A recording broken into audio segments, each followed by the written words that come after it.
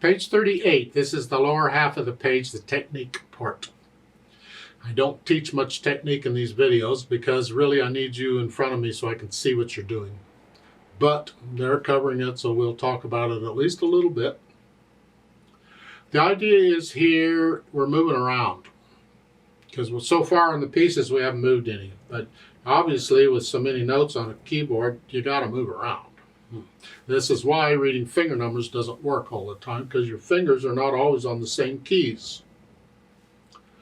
And that's what we're doing. We're starting out here, this first one here. I take all the notes in the first measure. It's just that, these notes, I'm in this position. And then third measure, I've got up one note. I'm here. And I can keep going. Okay, and that's what we're doing here. We're going up one key. So it's 1, 2. Okay, so let's talk a little bit about moving the hands when playing the piano. So different techniques here, because when we move the hands, we cannot mess up the rhythm. That's not allowed. Naughty, naughty, no, no. The rhythm is a steady. Just moving the hands is not an excuse to screw that up. We got to be able to move the hands with a steady rhythm.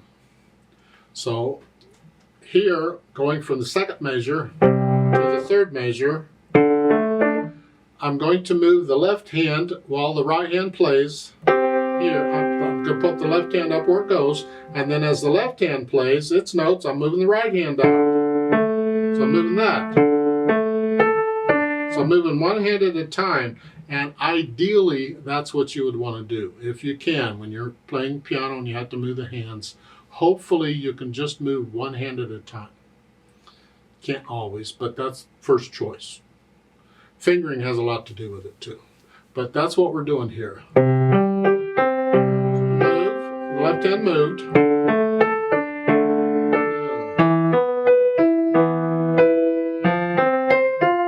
All the way up to here.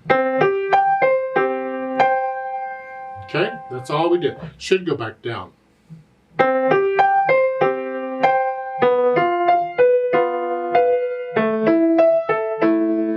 I can go one direction, I can go the other. And there's more. You need to be able to get where you can go up or down on the keyboard one key without even looking. You can feel the distance of one key. I can go from here to here without looking at the keyboard. It's just there. You can feel it going either direction. One key, you want to get to where you can feel this. It comes eventually. Now in the second line here, it's just the right hand, a treble clef, but we're going up an octave here. So here, and during the rest, they put in the word move. Normally, all you get are the notes, and you have to figure out, oh, I got to move because the notes are up here. Well, you just lift up and move. The whole hand comes up. Rest, up, and see the AVA above, you go up another octave from where it's written. Okay, so we moved an octave at a time. You do need to look at the keyboard for this, to the move, yeah. So you're reading the notes, and you look down, see, when you're reading the notes, look down, and when I'm reading the notes here, and I know I got to move, I see the first couple, 3 notes coming up. I know what they are. I can remember them. So I just move, and I'm ready to play, even though I'm not looking at the keyboard yet, or the music yet. And then as I'm playing the music, then I can look up and see where it is. Well, that can be fun sometimes, because if you're like me, you lose your place. Let's see, where was I now?